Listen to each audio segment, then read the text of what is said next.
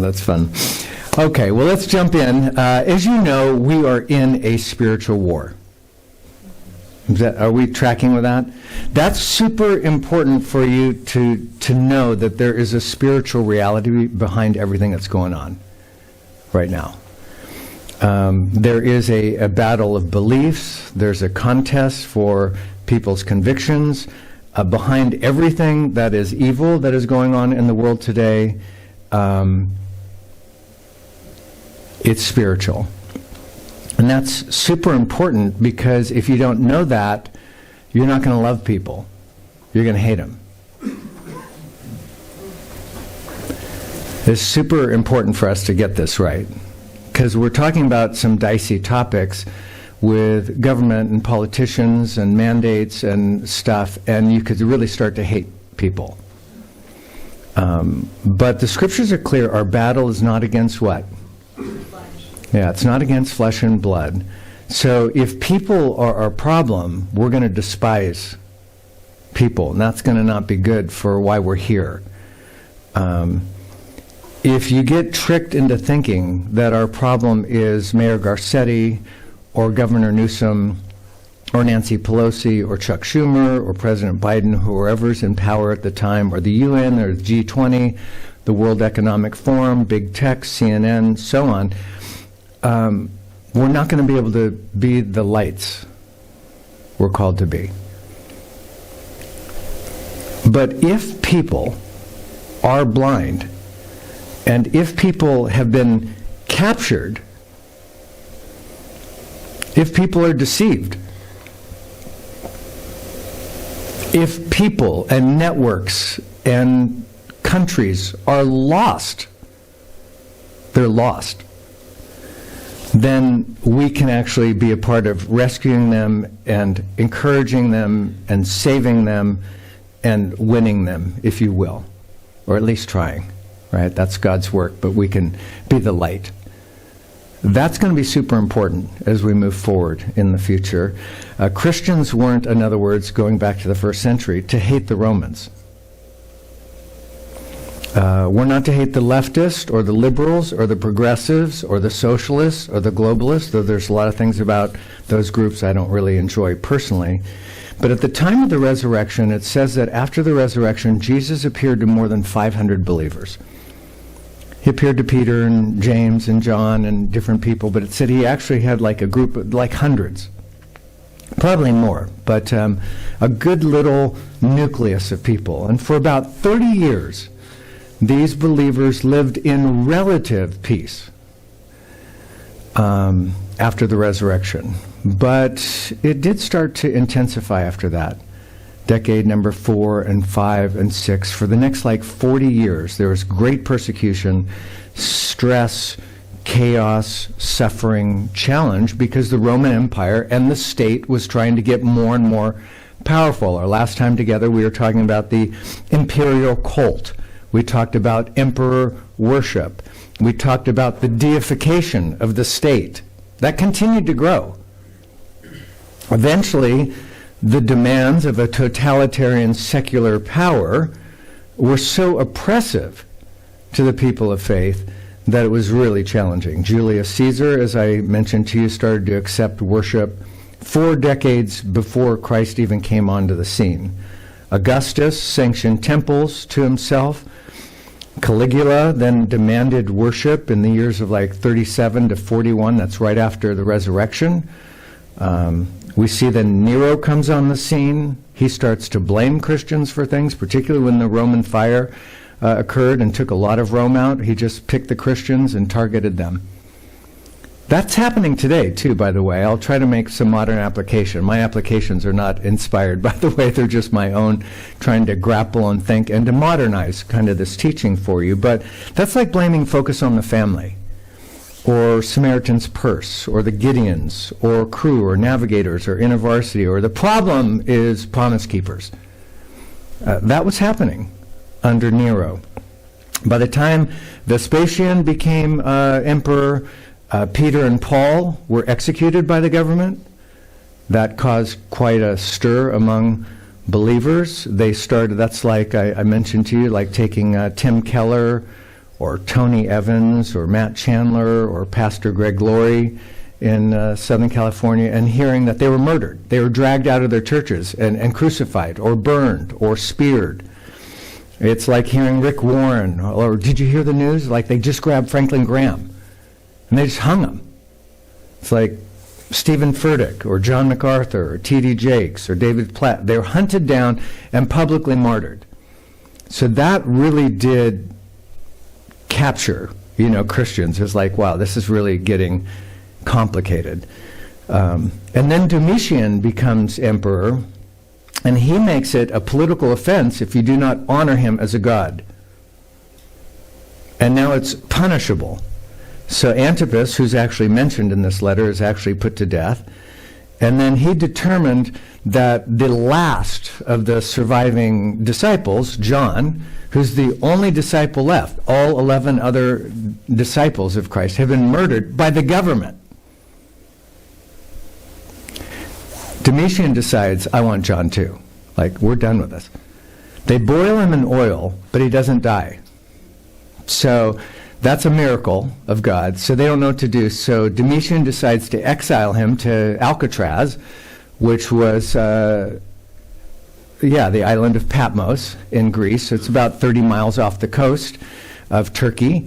And so he exiles him because he's afraid of these Christians. But John apparently won't die. Now, in my opinion, Domitian overshot, because God uses that time now to give John, while he's in a penal colony, while he's at Guantanamo of the first century, the opportunity to get this vision that we're going to get, and to write this book, which is the last book of our canon. So that's a little background. By the way, it does get worse after Domitian and after John is gone eventually. Decius in AD 250, Diocletian in AD 303 took it to incredibly new heights. But there's good news. Because of the courageous fidelity of believers, and by the way, we're okay with babies, right? Right? So no one needs to feel bad. You can bring your babies and your kids. This is a family church. Amen. Because of the fidelity of Christians in the midst of all these decades, in the midst of state tyranny, state terror, state persecution, there was an incredible spiritual harvest. I guess I share that with you to be encouraged.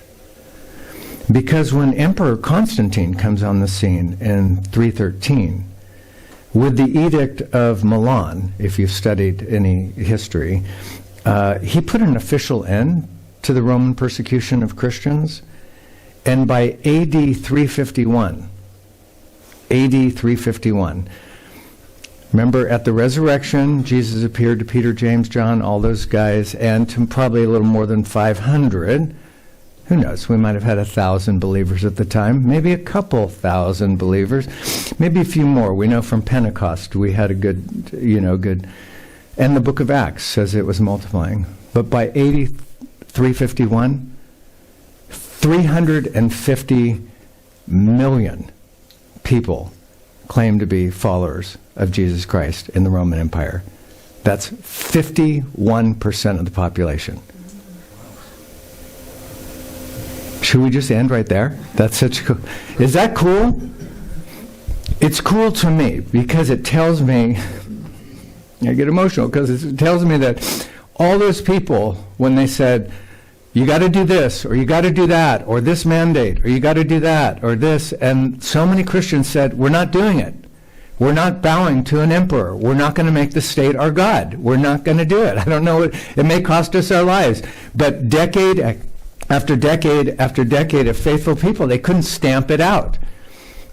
And then many of them actually turned to Christ in the end. And that I just wanted to make sure you know, so that you know that the battle between the Lamb and the dragon and God and Satan and the church and the world, we win this thing. And I want us to hate sin, and I want us to hate our flesh, and I want us to hate the devil, but I want us to love the world, not the world system, but the people. I want us to love our enemies. I want us to love the lost.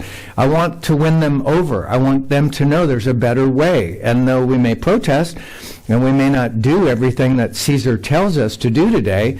We want them to know it's not with pleasure that we do it. We want to comply with government officials. We just won't do things that God doesn't tell us to do, though. And hopefully we win them. And I think it's possible a great spiritual harvest is ahead of us. I'm hoping. I mean, that's my prayer. So we're in the book of Revelation. It's a peculiar book, but it is a book about courage, and therefore it's a book about encouragement. It's about Christians who did not succumb to the pleasures of Rome. There's a lot of pleasures to doing what the government says. There's a lot of benefits. But these people, these followers were willing to be poor. They were willing to lose their jobs. They were willing to suffer and be persecuted before they'd ever bow to the state. John is the author of this book. The audience is the first century believers and 7 specific churches, which we're going to start to look at. I think I've shared with you this is a letter. Revelation is a letter, like Galatians, Ephesians, Philippians, Colossians, which, by the way, those are 4 letters from Paul called prison epistles. I don't mind reminding you. Yes, he was put in prison by the government. 4 of our new... And here's another kind of prison epistle, because Revelation is written from a penal colony.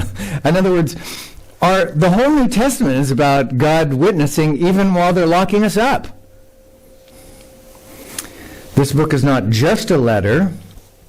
It was written for us, by the way, though it wasn't written to us, so it can't mean to us what it didn't mean to them, so we're not going to get weird. It is a historical letter that actually meant something, so it's written for us, but it wasn't written to us, so we're not going to make it all about us. It's a prophecy, and I don't mind reminding you that we Westerners do think in a very linear, consecutive way, and this letter is not written that way. This letter, you're going to get a series of like windows, insight, pictures, post, if you will, that John saw. But don't think, oh, this happened. This isn't a Western prophecy. So you don't want to ask yourself, what's next? What's next? If you're going to ask yourself anything, ask yourself, what does John see next? What's the next thing he sees? Oh, he sees a picture of this. What's the next vision he has? Oh, he sees, that's interesting. Okay, what do we learn from that? But don't think you got a timeline going. So hopefully that'll help you as we go through this letter. And it's also apocalyptic. Letter, prophecy, and apocalyptic, which means it uses symbolism, imagery. There are some transcendent truths that just can't be expressed very well in like prose. So it's designed to be understood, but not overly visualized. This morning I used a visual on our slide of kind of what John sees. And some of those visuals are helpful, kind of gives you, but don't over-visualize it. These are designed to be symbolic, not too literal, right? So you get the big picture. I think I shared with you last time, remember, some of it's symbolic because the Christians didn't want the Romans to get the letter of Revelation and see it directly say, don't bow to the state, reject the Caesar, Jesus Christ alone. They're like, that would have been seditious. So they said, let's go Brandon.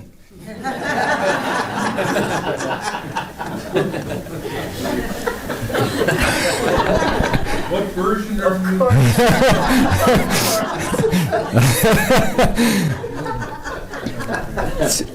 And that's, I think, a decent example because it's symbolic language. It's not about racing. It's not about Brandon. It's not about NASCAR.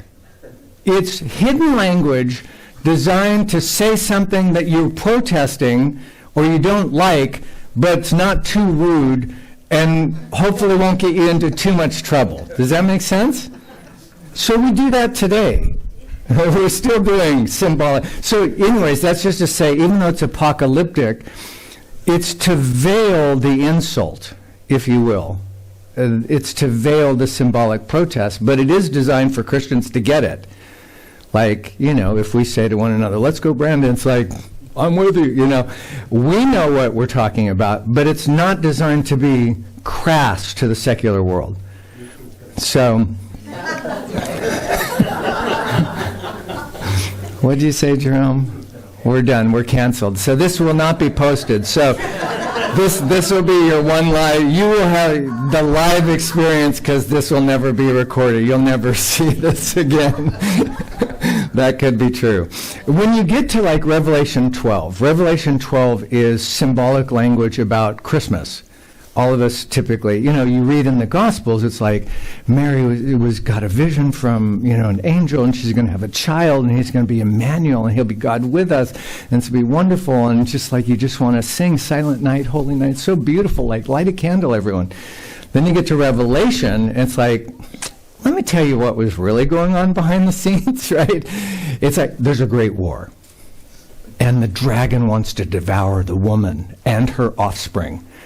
And the lamb is going to fight the dragon, and the lamb's going to win, and the dragon's going to be defeated, and there'll be a great, it's like, whoa, now don't worry, Christmas people, I'm not going to have a dragon next year during December. But the point is, the symbolic language is designed to be emotive and to pull you in and to feel, not necessarily visualize everything, but to just feel, wow, Satan did want to kill Jesus, and he used Herod to try to do it. And like, wow, there was really a battle going on. It wasn't just a silent night. So we'll have some of that throughout this book. So for Americans who are just like, give me the facts, we may have to get comfortable with a little bit of the symbolism and stuff. I've also tried to say in this letter, we're going to be lean in interpreting. In other words, I want you to be lean and not too effusive. In other words, we're going to interpret with restraint instead of with excess. As Alistair Beggs used to say, the plain things are the main things, and the main things are the plain things, so we're not going to get derailed on cuckoo stuff, right? We're going to just try to make sure, what does the text mean? We're not going to project onto the text. We're not going to, eisegete into the text. We're not going to try to make it mean something. I'm going to try to make modern application, which I do with you, but we're going to try to let it be what it is. And then finally, I think this letter was written because when you're super discouraged, sometimes it's helpful to know how the thing ends. And I think God says, you guys are really, the state is getting so brutal, and you're so discouraged, and you've lost so many pastors, and they're killing the disciples, and John's the last one. He's like, I don't want you to get too discouraged, because you may be like, it may feel like defeat right now, but we win this thing. So this letter is designed to let us see the end. It's designed to say, let me just, I know if you're heartbroken, or you just lost a loved one, or they just burned down your church, you may feel like, where's God? Don't worry. He's here, and he's got your back, and you're going to like how this thing ends. My wife of 35 years, who's beautiful and amazing, is one of those people that likes to know the end first. There are several times we'll be watching, could be Miss USA, and I'm like, I wonder who's going to get it. It could be The Voice. I wonder who's going to win it. Could be some athletic competition. And I'll go, like, you don't look as nervous. Because I'm nervous. Like, and she's like, I already saw the ending. She already found out. It was pre-recorded, and so she's like, it is kind of nerve-wracking and stuff, but it's like, it's not as nerve-wracking for you, because you still experience, who's going to win this competition, but you kind of know in the end. And so this book was written for my wife, just so you know, the ending is super good. And then let me just backtrack a little bit just to catch up from last week. We started in Revelation 1. Remember, verse 1 says, the revelation from Jesus Christ, the apocalypsis. That means the revealing. That means the unveiling, the disclosing, the uncovering. This book is about to uncover. It's to pull the curtain back so you can see what's coming, so that you'd be encouraged. So even though some of it's veiled, so the Romans don't get too weird, it's veiled, so when you say, let's go Brandon, it's not too provocative, hopefully. Though even in our culture, if you have let's go Brandon, it could be taken off Facebook, it could be taken off, like, if they figure out the code, they could take that down too. But it's veiled for the opposition, those that are hostile to faith, but it's not supposed to be veiled to us. In other words, these symbols aren't to be, they're so confusing, I don't know what it means. No, it's designed so you know what it means, so that you're encouraged. In verse 3, we said it says, blessed is the one who reads this, the words of these prophecy, and blessed are those who hear it and take heart to what's written in it. So you're going to be blessed in this series. Each week, I think you're going to find something that God has for you that's going to be super encouraging for you. And in verse 4, it says it's John writing to the 7 churches. 7 is a symbolic number 2. Remember, there's 7 days of the week, a certain rhythm. There's 7 notes on a scale, do, re, mi, fa, sol, la, ti. Then you go back to do. So this is a symbolic way of talking about completeness. These are 7 churches that represent kind of all churches. 7 concepts. And it's about Christ coming back. So with that, I think I'm ready to move forward. But if I can, are you doing okay? Everyone doing okay? Can I give you a little more background? A little more background? Because we're still early in the book, and I'm not going to keep coming back. I've shared with you about the persecution historically with the emperors. I want to just share with you also that Christians were hated and despised by the culture. That's important to know when this is being written. So this isn't just about, the emperors are really brutal. It's just like the government leaders. No, a lot of the people were really hostile to Christians too. And that's important for you to know because they needed encouragement, because it was a hard place to live. It's like living in a blue state or a blue city. It wasn't even friendly, neighborly wise. Pliny, Tacitus, Sectonius, these are historical figures. I don't need to go into all their stuff, but I enjoyed reading them this week. There's yes, Christians were hated. They're abomination. They were seen as part of a novel, mischievous superstition. There was a lot of historians that said people weren't totally into the Christians at the time. They were politically, religiously, socially, and economically kind of looked down upon. Let me give you a few facts on some of those. Socially, they were seen as disloyal to the state. So today that might be like, you're not vaxxed. And that can be translated by people like, you're not towing the line. In fact, you're the problem. The reason COVID's spreading is because you didn't get the vax. So there was all kinds of rumors that these Christians were not loyal to the Caesar. That's the problem. That's the problem. If the people would get on board and do what the Caesar said, we wouldn't have these problems. So political tyrants, globalists, socialists, communists, they all hate Christians because they're seen as disloyal. You're not following along with the globalist plan. You're not following along with the tyrannical, controlling plan. You're not falling in line. So Christians were hated in the first century.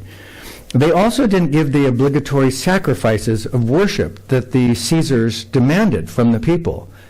The Christians weren't going to the emperor's shrines and making offerings. It's like, you're supposed to do that. That's what everyone does. Here, no, we're not going to do that. So that's like the equivalent of the CDC or the Green New Deal people saying, I can't even believe you don't have a hybrid car. Or, there was a lot of you're supposed to do this a certain way. Really? You believe in coal? How archaic. So there was this hostility among Christians because whatever the government was saying, a lot of the people were saying too. So I just wanted you to know they weren't doing all the sacrifices. They didn't buy into everything that was going on, so there was hostility. And then they were privately meeting at night. A lot of Christians would meet under dark cover to pull together because they didn't want to be, hurt. And as word got out that they were meeting at night, there was lots of rumors that they were like insurrectionists. Maybe they're planning to overthrow the government. And so they were hated for that. And you could see we've even got our own January 6th version of that today, where it seems to me some people were just protesting or trying to be patriotic, whatever, but then the state line is, no, they were overthrowing, and then you see old ladies walking through the Capitol, like, I don't think she's going to overthrow anything, but the rumor out there is these people need to be jailed. This is a problem. These people were trying to take over. I'm like, really? Had paint on his face and horns? I'm like, he's not going to take over anything. But in the first century, they did have that, too. There was a sense that these Christians can't be trusted. So you had that political dynamic. Religiously, Christians they were denounced as atheists because they didn't believe in all the gods. They weren't polytheists. So there was rumors. They don't even believe in God.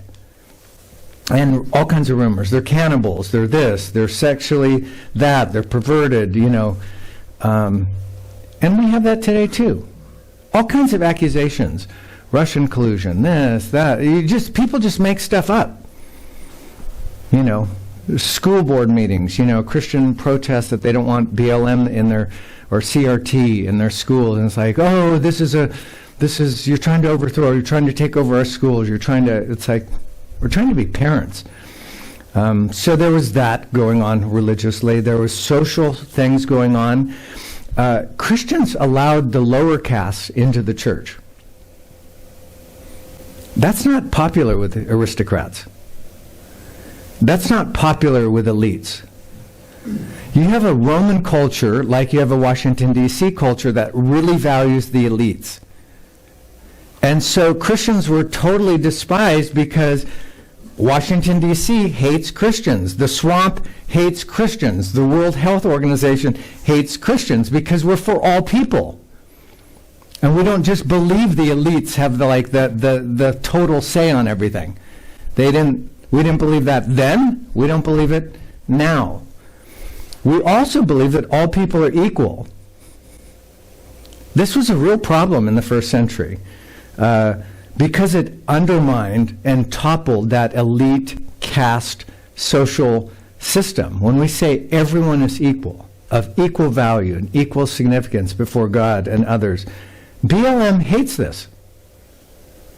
CRT hates this. Social justice, diversity, inclusion, belonging programs today, they hate this. If you're white, you're the problem. They have all kinds of ways of thinking about things, and in the first century they had that too. Like, people are not all equal. And Christians are like, yeah, they are. For us, there's neither Jew nor Gentile, slave nor free, male nor... We don't look at people that way. We look at the heart. It's like, you're ruining our system. They also, as Christians, like some Christians today, declined to participate in all the worldly amusements of the Roman Empire. They wouldn't go to all the festivals that were debauched like crazy festivals. They wouldn't go to all the events. In other words, they weren't that into the Academy Awards. And so Hollywood hates Christians. The elites of the first century hated Christians. Las Vegas hates Christians. The Red District of Amsterdam hates Christians. The Epstein Enterprise hates Christians. Are you tracking? There was a lot of that in the first century. It's like they make us look bad, and we don't like that they're so pure, holy, set apart, not doing the cultural things. They don't all shack up and then get married later. Shack up, have kids, have sex, and then get married. They're not doing that. And then let me just give you a couple more things economically. Christians were not helpful to the Roman Empire in the first century, and were not helpful today in some ways, because Christians were a threat to the idol worship products that were available for people to buy. People sold a lot of idols, a lot of things about the Caesars, and Christians weren't buying them. And they're encouraging other people not to participate and buy that. So that really, business-wise, business people were really mad at Christians. It's like Planned Parenthood doesn't like Christians. You're ruining their business. If you keep telling people to have children and not abort, they're going to lose a lot of money. This is like marijuana industries hating Christians today. Like, you've got to be like CBD. You got to be you got to be like pro whatever's going on. Like, if you're against it, you're not Pfizer could be against the non-vax, because like that would take away their profits. We want everyone vaxxed, and we made a secret agreement with the government. We get a lot of money for this. So like you're like a problem to us. That economically was happening in the first century too. Like where Christians were, it was hurting business. Emperor Trajan cited this. He cites Pliny saying, he complained that the pagan temples had been deserted and that those who sold sacrificial animals, they found fewer buyers. So there's a lot of just historical writing that I don't have time to go into all of it. I give you one sample. But there's a lot, even from the emperor, going, this is a real problem because like our prostitution business is way down when the Christians flourish. Like that's really taking a hit. Our gambling sites are down. It's like our temples, where they did these orgies and stuff. We used to host these amazing, like after Hollywood parties. They're not getting as attended because of these Christians. So, anyways, today I was trying to think, it's kind of like anyone who's pro-borders, you're going to be hated by like the drug cartels. No, we want a wall, and we think borders matter. And it's like, it's not about a wall. It's about, we got a business going on here, and we're getting a lot of crap in through this open border. So those of you who want a border, we hate you. Christians took stands on lots of things in the first century, and they were hated. Politically, socially, religiously, economically, they were really a force to be reckoned with. So anyways, that's my final background. Okay, was that helpful at all? Okay, I just didn't want you to think it's about the government and the emperors were really like feisty with Christians.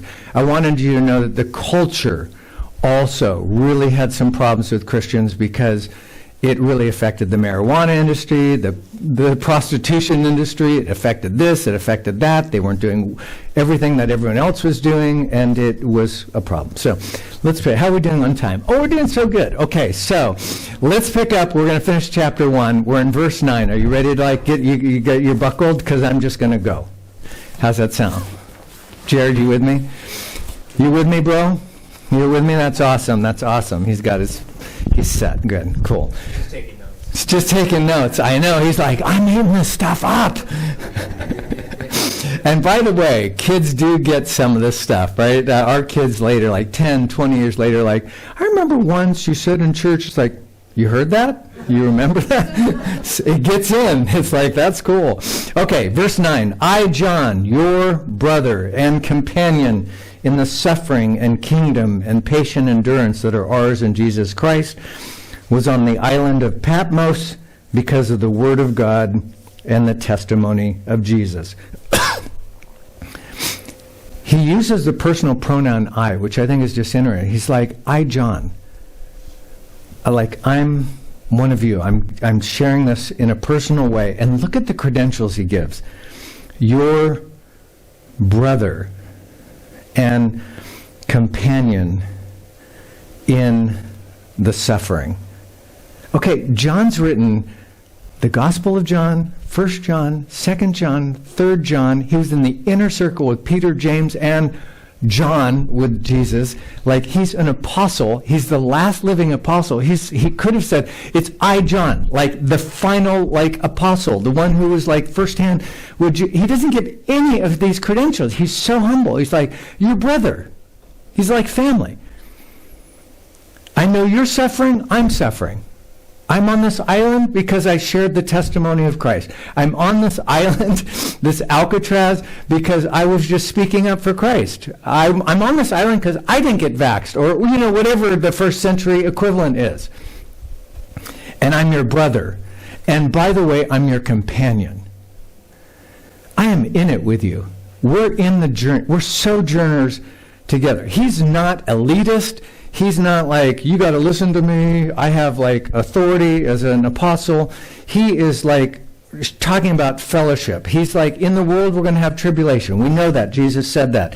Everyone who wants to live a godly life will be persecuted. Paul told Timothy that. I know that. We're experiencing it together. I'm a companion with you in it. And we're going to patiently endure. And he says, I'm on this Cuckoo Island. The island's about probably 5 miles by maybe 10 miles long. It's like volcanic rock. It's kind of a crazy little island. But he's there because he preached the word. He's there because he was true to the faith. He's there because Domitian was threatened by him. He was there because the government wanted to press in and eliminate these Christians.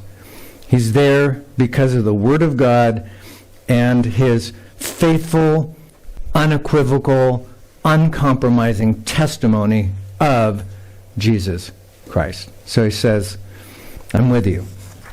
And by the way, there were harsh conditions on Patmos. It was like a labor camp, so he probably was worked to the bone, probably slept on concrete or like rock on the floor. History says that they didn't even give him a lot of food or clothing. So it was tough. It was a little gulag, if you will. Okay, verse 10. On the Lord's day, I was in the Spirit, and I heard behind me a loud voice like a trumpet. Okay, this is so cool to me. On the Lord's day. Not the day of the Lord, by the way. The day of the Lord is the last day when we stand before him. That's a terrible, frightening day when the sheep are going to be separated from the... like that. He's not saying the day of the Lord. He said, on the Lord's day. That's Sunday. And Sunday, once Christ rose on Sunday morning, that became the Lord's day. The Sabbath used to be on Saturday.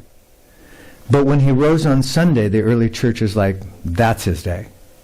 That's the day of victory. That's the day death is defeated. We're going to meet on every Sunday. It's on the Lord's day that we're going to give our tithes and offerings. It's on the Lord's day we're going to start our week. We're going to start on day 1, not day 7. On the Lord's day, we're going to meet. And here, what is so touching to me is, here he's in his late 90s. He's exiled on Patmos. And on the Lord's day, he's having a quiet time. He kept the Lord's day the Lord's day. Like, I don't know if he was just meditating or like he can't go to church. He's normally preaching on a Sunday morning, but God's taken him off. And on the Lord's day, I was in the Spirit. That means I was worshiping or praying. I was like having my communion with God. And then I heard behind me. I wasn't even facing, like behind me, a loud voice. It was like a trumpet. It was similar to like a calling. It resembled a call. Verse 11, which said, write on a scroll what you see, and then send it to the 7 churches, to Ephesus, Smyrna, Pergamum, Thyatira, Sardis, Philadelphia, and Laodicea. So he says, I hear this voice, and this voice says, you're going to actually have to record on a scroll, on a parchment, kind of, the ancient book, so to speak. You're going to have to be like, I'm asking you to be like a reporter. I'm going to show you some windows of historical things. I want you to just write them down. And then when you write them down, I want you to send them to the 7 churches that represent those key areas in Asia Minor, present-day Turkey. And the 7 churches are represented as 7 lampstands. We'll see that. And the order he gives, by the way, if you go from the island of Patmos over to the mainland of Turkey, you're going to hit Ephesus. That's the closest church. And then if you went in a circular route, as if you were delivering mail, a route, that's the order he names them in. So he basically says, I want you to take this, write it down, and then let's get it across the sea to the church at Ephesus, which is the one you used to pastor before they hijacked you, kidnapped you, jailed you. And then I want you to get these letters to the main churches.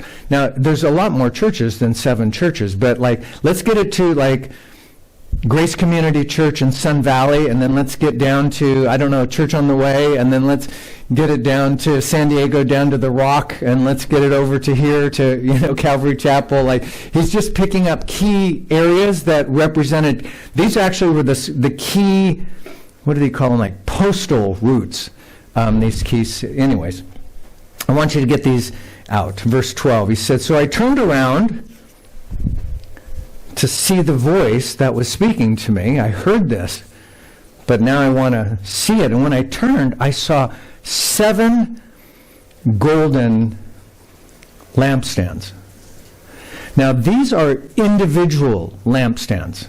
That's important because you can see Christianity is now branching off Judaism, because in the temple, Judaism would have had a golden lampstand with 7 candles as well, but it would have been on one stand, in other words, a menorah, right? You could picture all 7 branches.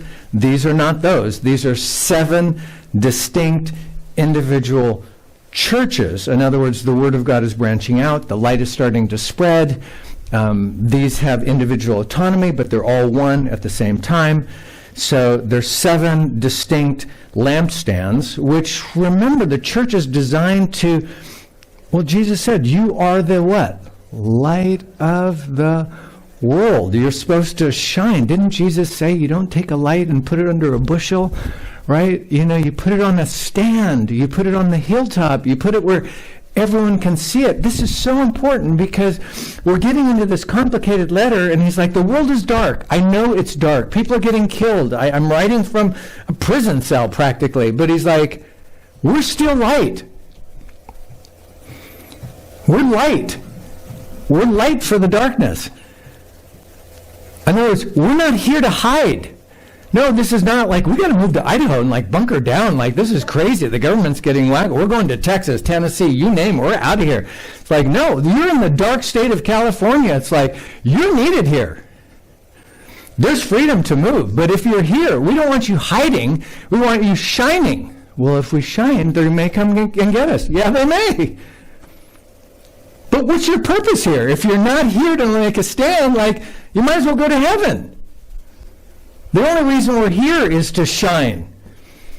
So anyways, he goes on. Verse 13, and among the lampstands was someone like a son of man. Jesus loved the term son of man. It appears 81 times in the gospel. This is his favorite term about himself, because it's not just about his deity. He's the Son of Man. He's one of us. It's he's the bridge. The bridge. He is the God-man, and so this is a really humanistic, human, earthy, relational term, and he loved it. And remember, Jesus said, I am with you always, even to the end of the age. Remember that after the Great Commission? Remember, he said, I will not leave you, John 14, as orphans. I'll come to you. If anyone loves me, he will keep my word, and my Father will love him, and he will come to him and make our abode with him. Remember in Hebrews 13:5, I will never desert you. I will never forsake you. This is so important because the church was struggling. They're having a hard time. Are you tracking what's going on in our world? It's cuckoo crazy. And he gives John a vision. I'm there with the churches. I'm right in the center. I'm walking among them. I have not abandoned them. I have not deserted them. Even though crazy stuff is happening, I'm with them. I'm present. I'm going through it. I myself was killed by the government. I know what's going on here. I still have the prints of what they did to me. But I'm walking among the churches. I care about my people. I'm present and active. And he says he looked and he was dressed in a robe reaching down to his feet. This is a robe, this same kind of robe is mentioned of Saul and Esther and Jonathan and Ahab and the kings of Midian and prophets. It's really probably the high priestly robe that he's seeing. It's kind of a fancy robe for really fancy people or spiritual leaders like the high priest. And with a golden sash around the chest, that makes me think it's the high priestly robe, because other dignitaries did have robes like this, but not with that golden sash. That's more of a dignitary that would be like a high priest, and we don't have a high priest that doesn't sympathize with us, right? Hebrews says he gets it, he knows. We don't have like a God who's like, you've never been through anything. It's hell for us here. He's like, I've been through everything. Spit on, mocked, scourged, betrayed, speared, crucified. I know. Verse 14, and his hair on his head was like. By the way, you seen all that like. It's not literal, but like. He's trying to just find words. He's not saying his hair was wool or something. It's just like, I don't know the words. He's like, it's like white, like wool, and as white as snow. In other words, it kind of was perfect and pure and blameless and sanctified and beyond reproach. It was symbolically like holy and clean and inspiring. And his eyes were like, they weren't, but they were like blazing fire. He's like, they were intense, like his eyes were piercing, gazing. And that's why I tell all my friends, like, now is the time to come to Christ.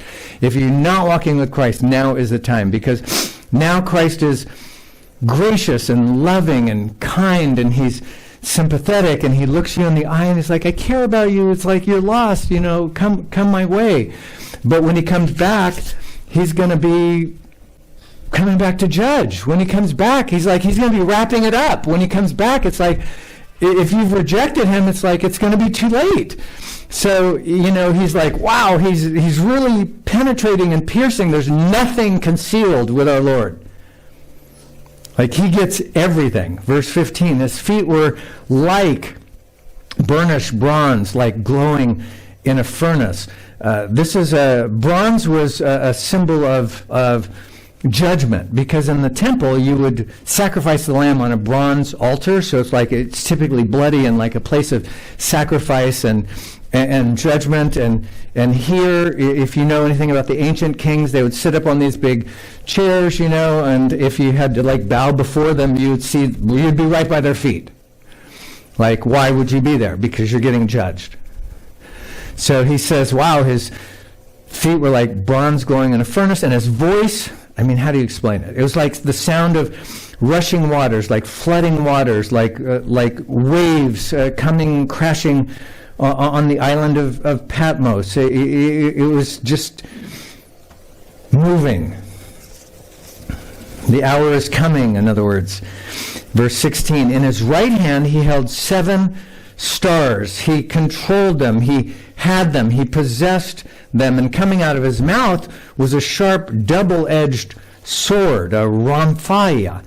It's the long, heavy sword. It's the sword of judgment. It's the living and active sword of Hebrews 4. It's the protecting, defending sword. It's the judgment against the enemy's sword. So he's like, that's intense. And his face was like the sun shining in all its brilliance. Like, I don't even know how to explain it, but his face was so radiant. It was so luminous, so glowing, so beaming. Again, if you're like, okay, these are a lot of images. It's like. It's just like. It's like he's basically doesn't have the words. He's trying to like just give you it's a picture. I like what one writer says. He wisely cautions against over-interpretation and forcing each metaphor and symbol. He says, don't unweave the rainbow, which is kind of a fun way of like, don't pick every petal off the flower on these visions. Just see the garden, like see the rainbow. It's like, wow, it just looks... The point is, Christ is among his churches, and he is God, the God-man. And when I saw him, verse 17... with my eyes dilated and my heart pounding and, just chills, I fell at his feet as though I was dead. He may have even just passed out. He had this similar sensation, by the way, when he was with Jesus before at the Mount of Transfiguration. He almost lost it. I think this might be a good caution, too, because it's just a reminder. I don't know, today it's easy to talk about Jesus in such a cool, culturally appropriate, mild-mannered, user-friendly, he's your buddy, he's your friend kind of way. Do you know what I mean? And here we're kind of reminded, like, no. When you see him, you're going to pass out. Like, it's going to be daunting. It's going to be overwhelming. And I did just a quick little study of, like, Daniel. Daniel said, when an angel appeared to him, I have no strength left in me, for my natural color turned to a deathly pallor, and I retained no strength. And as soon as I heard the sound of his words, I fell into a deep sleep on my face, and my face onto the ground. Daniel said, when I had a vision of just an angel, I was like, gone. Isaiah says in Isaiah 6:5, woe is me, right? I am ruined because I'm a man of unclean lips. When he has a vision of the Lord, he's like, this is terrifying. Ezekiel said he fell on his face when he had a vision from the Lord. Moniah, Samson's father, said, we shall surely die, for we've seen God. He had a vision from God. He's like, we're going to die. I mean, that's the end of us. Job had a similar, it's like, I retract, I repent in dust and ashes, after he had a vision from God in Job 42. Saul of Tarsus, remember when he saw Jesus on the Damascus road, right? Boom, it's the light and stuff, like, he's out. Like, he's off the horse. It's like, in other words, John's experience is similar to every experience I know when someone has a heavenly vision or sees the Lord. It's like, like I'm dead. It's like, wow. It's not like, you dude, like, high five. You are awesome. See my cross? I got a fish on my car. It's so like feng shui. It's like, whatever. So, we're going to see him, and it's going to be overwhelming. But if you know him, you're safe. I hope you know him. And then he placed his right hand on me, which I think is so cool. I don't totally know what happened here, but if he fell down and he's like dead, this means Jesus must have stooped down, right? And he put his right hand on him. I mean, how intimate and personal. He may have even lifted him up. You know, it's like, you're kind of old and like, I'm sprightly. Come on. I got you. He placed his right hand on me and he said, don't be afraid. Stop being afraid. It's in the progressive tense. Quit being so fearful. Like, I'm with you. I'm for you. I know the world's crazy, but I am, ego eimi, I am the first and the last. I was with you at the beginning. I'm going to see it through to the end. I am the living one. Another divine title. I was dead, and now look, behold, I live forever and ever. And by the way, I hold the keys to death and to Hades. I'm the resurrection and the life. I'm the one who lets you in or makes sure you're out.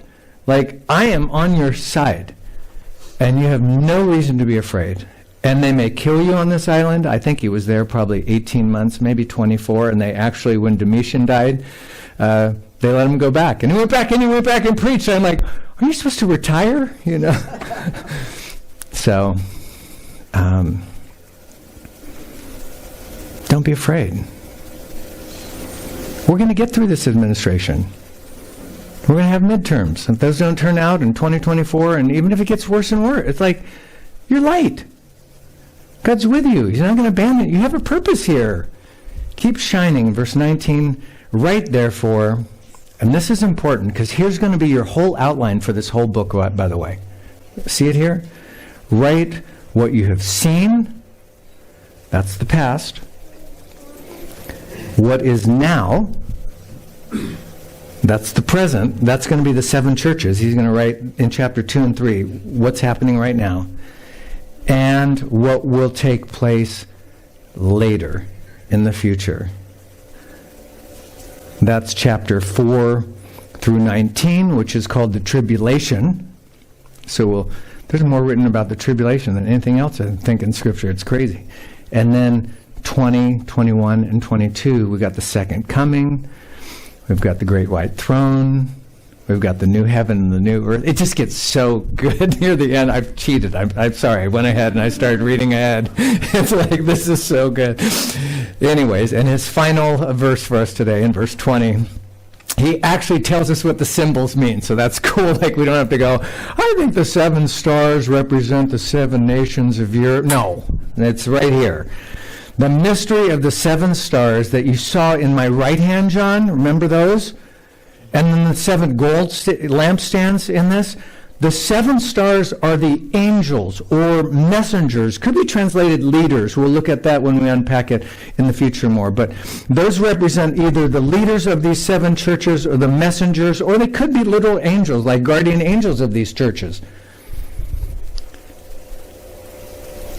And then the 7 lampstands are the 7 churches. Like, don't make it hard. The 7 lampstands represent the 7 communities. Real Life, Grace Baptist, The Bridge, whatever, Cornerstone. They represent the 7 lighthouses, the 7 places where followers of Christ are shining and making a difference. So, we have to close. You guys did so good today because we covered so much ground. Anyways, I hope you know we live in a spiritual war. There's a spiritual battle going on. It's been going on for a long time. I just wanted to remind you that, because our battle is not against what? Flesh and blood. It's not. Even though there's crazy stuff out there, and I look at certain politicians and people and leaders, I'm like, I hate what you're doing. But I don't hate you. I don't want to hate you. We're to be salt and light. We're to change the world. And Jesus is saying, even if the state gets tyrannical and terrorizing, you still can shine. Even if they exile you, you can shine. That's why you're here. And when I see that in the Roman world, they had maybe 500 guys or gals, see the resurrection, maybe 1,000, maybe a few thousand, whatever. Give them 10,000. But by 351 AD, we're at 350 million believers in the Roman Empire, 51% of that. I get encouraged. Because churches are down right now. I don't know if it's COVID, I don't know if it's government, I don't know if it's online stuff, I don't know what it is. Giving's down. But I think we're going to make a comeback. What do you think? It seems like God's doing something. I think the government has overreached in a way that they've wakened some people up. Even in Canada, I guess those truckers they're awake. So we're living in a really great time, and the goal here is not just to get through Revelation. The goal is to let Revelation remind us we win. Christ hasn't left us. He's among us. He's with us. And it's going to get really cool. Amen?